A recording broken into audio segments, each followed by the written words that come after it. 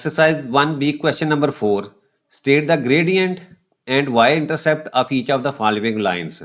अच्छा ये लाइंस दी हुई हैं ए से एफ तक जो है वो डिफरेंट पार्ट्स दिए हुए हैं इस क्वेश्चन के। कहता है आपने इसमें से आपने ग्रेडियंट और वाई इंटरसेप्ट जो है वो फाइंड करना है। अच्छा सबसे पहली बात तो यह है कि ये जो लाइंस हैं इसी को हम पीछे जो है वो कहा था कि ये फंक्शंस हैं, यानी फंक्शन से मुराद क्या है कि ये दो वेरिएबल यानी एक्स और वाई के दरमियान जो रिलेशनशिप है उसको फंक्शन कहते हैं। अब यहाँ वो कह रहा है कि ये लाइंस हैं। लाइन से मुराद ये है कि आप देखें इसमें आपकी जो वेरिएबल्स हैं उसकी हाईएस्ट पावर जो है वो 1 है, तो ये लीनियर इक्वेशंस हैं। इक्वेशन इसलिए कहा है क्योंकि इसमें इक्वल का साइन है। अच्छा अब क्योंकि इसमें हाईएस्ट पावर 1 है तो इनको लाइंस कहेंगे, तो इसका जब हम ग्राफ ड्रा करेंगे आपके पास जो है कि स्ट्रेट लाइन आ जाएगी। ठीक, तो ये क्योंकि स्ट्रेट लाइंस आएगी तो इसी वजह से जो है वो इसको कह रहा है कि ये लाइंस हैं।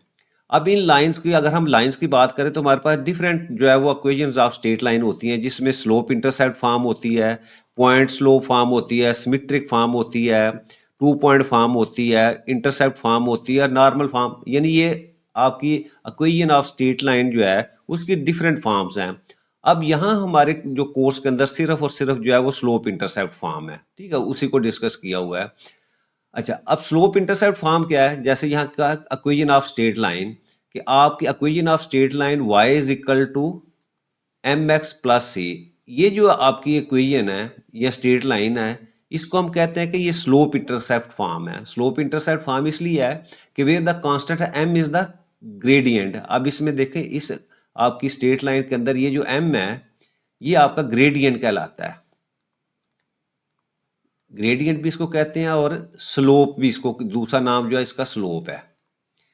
और दूसरा इसमें के अंदर ये y आपको नज़र आ रहा है, ये y आपका क्या कहलाता है, ये y इंटरसेप्ट कहलाता है, वो भी यहाँ दिया हुआ है। अब क्योंकि इस इक्वेशन के अंदर या इस स्ट्रेट लाइन के अंदर जो है वो आपको यानी m की वैल्यू ग्रेडियंट भी नज़र आ रहा है और आपको y इंटरसेप्ट जो है वो भी नज़र आ रहा है, तो इसी वजह से जो है वो इस फॉर्म को जो हम कहते हैं कि ये स्लोप इंटरसेप्ट फॉर्म भी है। ठीक है, अच्छा अब क्वेश्चन में हमने क्या करना है, हमें या तो ये स्ट्रेट लाइन दी होगी यानी स्लोप इंटरसेप्ट फॉर्म दी होगी, तो हमने वहां से क्या करना है, हमने फाइंड करना है कि इसमें ग्रेडियंट कौन सा है और आपका वाई इंटरसेप्ट क्या है, वो हमने फाइंड करना है। जैसे देखो इस वर्क एग्जाम्पल के अंदर ये उसने दिया y is equal to 2x-1। अच्छा अब इस इक्वेशन को जब हम ये जो standard form of straight line है इसके साथ हम कंपेयर करें y is equal to M X plus C, तो अब देखिए यहाँ m की जगह आपके पास क्या है 2 है, तो इसका मतलब क्या हुआ कि आपका ग्रेडियंट जो है वो यहाँ 2 हो जाएगा।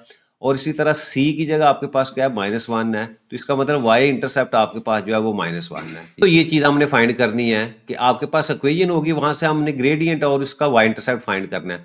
और दूसरा क्या है, बी पार्ट देखें, अ लाइन हैज ग्रेडियंट -3, यानी ग्रेडियंट -3 दिया हुआ और y इंटरसेप्ट की वैल्यू जो है वो 4 दी हुई है, तो कहते हैं आप इसकी इक्वेशन फाइंड करें। तो हम क्या करेंगे, यही जो हमारे पास जो स्टैंडर्ड इक्वेशन है y is equal to M X plus C, अब हम यहाँ क्या करेंगे, m की जगह जो वैल्यू उसने दी हुई है कितनी दी हुई है -3, वो पुट कर देंगे, और c की जगह उसने 4 दिया हुआ है तो 4 यहाँ पुट कर देंगे, तो हमारे पास इक्वेशन क्या आ जाएगी, y is equal to -3x plus 4, तो ये उसका आंसर आ जाएगा। ठीक है, ये दो तरह के क्वेश्चन जो है जिनको हमने सॉल्व करना है। अब हम क्वेश्चन नंबर 4 की तरफ चलते हैं।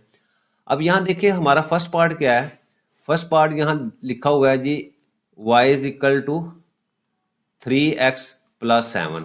अब हमने क्या करना है, यहाँ से ग्रेडियंट फाइंड करना है और y इंटरसेप्ट। अब देखिए अगर मैं इसको कंपेयर करूँ, कंपेयर किसके साथ, जो standard form of straight line है वो है जी एम एक्स प्लस सी।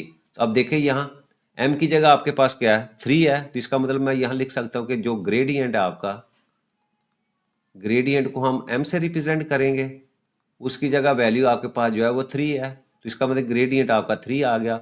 और दूसरा उसने कहा y इंटरसेप्ट, y इंटरसेप्ट, अब y इंटरसेप्ट को हम c से रिप्रेजेंट करते हैं, तो c की जगह यहाँ देखें क्या वैल्यू है 7, तो c की वैल्यू जो आपका पास 7 आ गई। ये फर्स्ट पार्ट है आपके पास। अच्छा अब देखें उसके बाद बी पार्ट देखें, बी पार्ट हमारे पास है y is equal to -x-1। अच्छा अगेन इसको कंपेयर करूँगा, अगर मैं y is equal to M X plus C की जगह, तो यहाँ कंपेयर करेंगे तो हमें पता चला, ये देखो यहाँ एक्स का कोफिशिएंट क्या है, माइनस है, -1 होगा क्योंकि 1 लिखने में नहीं आता, तो इसका मतलब आपका ग्रेडियंट की वैल्यू आपके पास -1 आ गई। और उसके बाद सी की जगह देखो, अब देखो जो हमारी स्टैंडर्ड फॉर्म है वहाँ यहाँ जो है वो आपके पास प्लस है, यानी प्लस ई है। तो अगर मैं इसको अगर उस फॉर्म में लिखूँ तो इसको हम इस तरह भी लिख सकते हैं कि y is equal to -x plus into -1, यानी एक्चुअली तो ये है, यानी स्टैंडर्ड फॉर्म में यहाँ प्लस है तो सी की जगह फिर क्या आया, -1, तो ये y इंटरसेप्ट आपके पास जो है वो -1 आ जाएगा। अब इसके बाद सी पार्ट देखें। अच्छा, सी पार्ट में हमारे पास वैल्यू है जी y is equal to 6x plus 6। अब कंपेयर करें तो m की जगह आपके पास 6 है, यानी ग्रेडियंट आपके पास 6 आ जाएगा। और इसी तरह y इंटरसेप्ट देखें, c की जगह आपके पास अगेन 6 है, तो इसका मतलब y इंटरसेप्ट भी 6 है और आपके पास ग्रेडियंट की वैल्यू जो है वो भी 6 है। अच्छा, नेक्स्ट हमारे पास जो है वो डी पार्ट देखें। अच्छा, डी पार्ट में ये वैल्यू है आपके पास y is equal to 10/3 -4x, ठीक है। अच्छा, अब देखो स्टैंडर्ड फॉर्म हमारे पास तो ये है कि y is equal to mx plus C, इस फॉर्म में हम तो इसी को मैं इस फॉर्म में लिखूँ तो मैं लिख सकता हूँ कि y is equal to -4x plus 10/3। तो अब देखें, अगर मैं कंपेयर करूं ये स्टैंडर्ड फॉर्म, तो m की जगह मेरे पास क्या आ गया, वो -4 आ गया, इसका मतलब ग्रेडियंट आपके पास -4 आ गया। और y इंटरसेप्ट की जगह यानी c की जगह आपके पास क्या है, वो 10/3 है, ठीक है। अच्छा, अब उसके बाद नेक्स्ट हमारे पास जो है ये डी पार्ट था हमारा, और उसके बाद ई पार्ट देखें। अच्छा, ई पार्ट हमारे पास ये है। अच्छा, अब देखो ये हमारे पास y is equal to 0.2x है। अगर इसको मैं स्टैंडर्ड फॉर्म में लिखूं तो इसको मैं इस तरह भी लिख सकता हूँ ना कि y is equal to 0.2x plus मैं जो c की वैल्यू नहीं दी तो c की जगह मैं 0 पुट कर दूं। तो अब देखो यहाँ इसको मैं कंपेयर करूँ किसके साथ, y is equal to mx plus C, जो स्टैंडर्ड हमारे पास जो है वो इक्वेशन ऑफ स्ट्रेट लाइन है। तो यहाँ अगर कंपेयर किया तो इसका मतलब ग्रेडियंट की वैल्यू आपके पास 0.2 आ गई और c की वैल्यू आपके पास जो है वो 0 आ गई। आखिरी पार्ट देखें हमारे पास f। अच्छा, f हमारे पास y इज इक्वल टू -11 है।